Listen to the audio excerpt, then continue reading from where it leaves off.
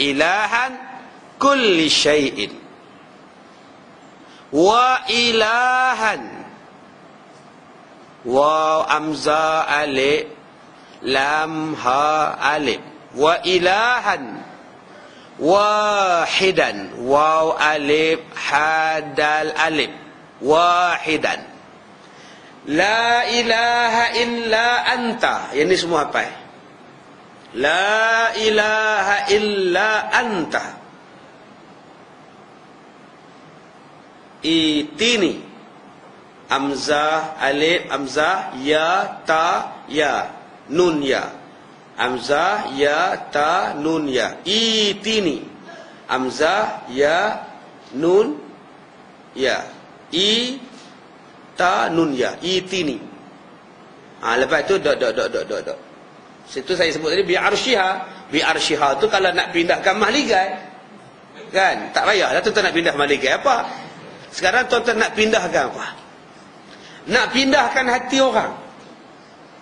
Pergi mina orang, ya Allah, macam mana lah, minta-mintalah dapat, ya Allah, ya ilahana, ilahan kulli syai'in wa ilahan wahidan, la ilaha illa anta, itini. Siapa dia?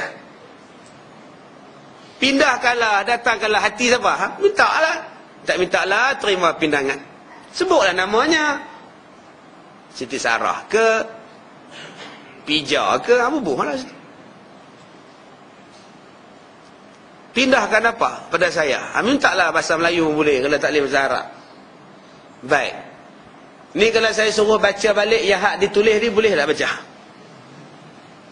Baik, sekarang saya nak dengar tuan-tuan baca apa yang tuan-tuan tulis.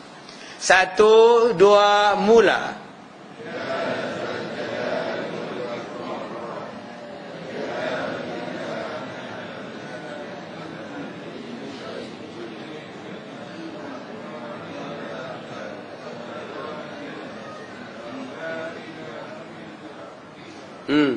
Itini.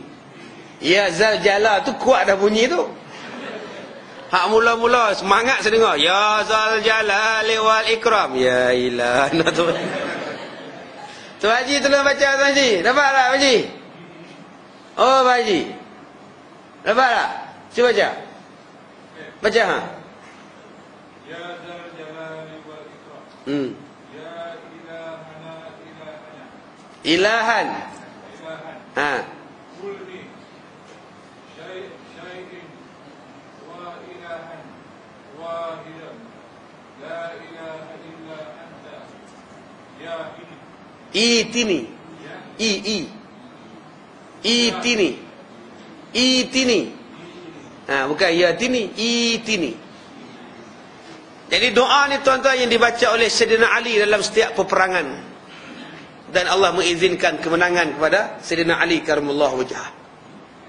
Baik, amalah dengan ini dipanggil doa sebagai Ismul Azam, nama yang besar, sebab di dalamnya ada Ya Zal Jalali wal Ikram, di antara nama-nama agung Allah Subhanahu wa taala.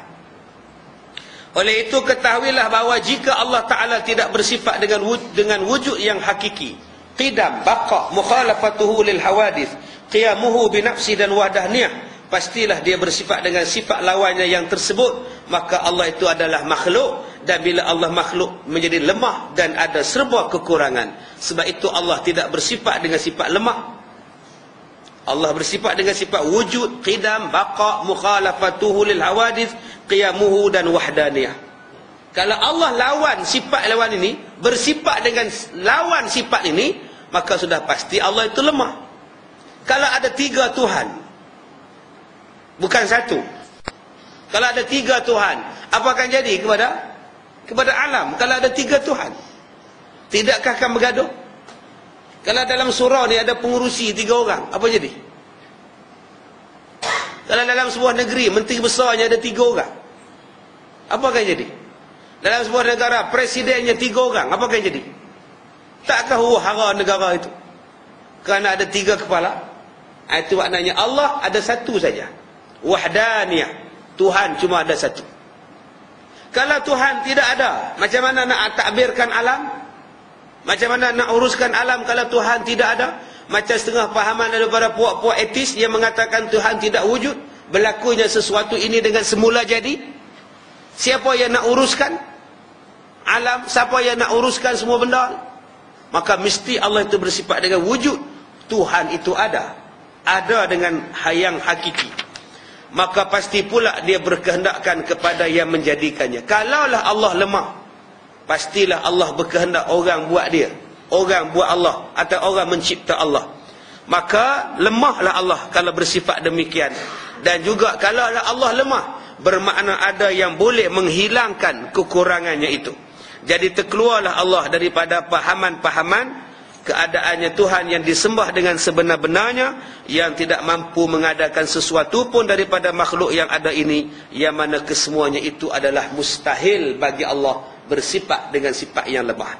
Baik, kita masuk pada bahagian yang baru, fahaman-fahaman sesat yang bercanggah dengan hukum syarak dan ijma' ulama Ahlus Sunnah wal Jamaah.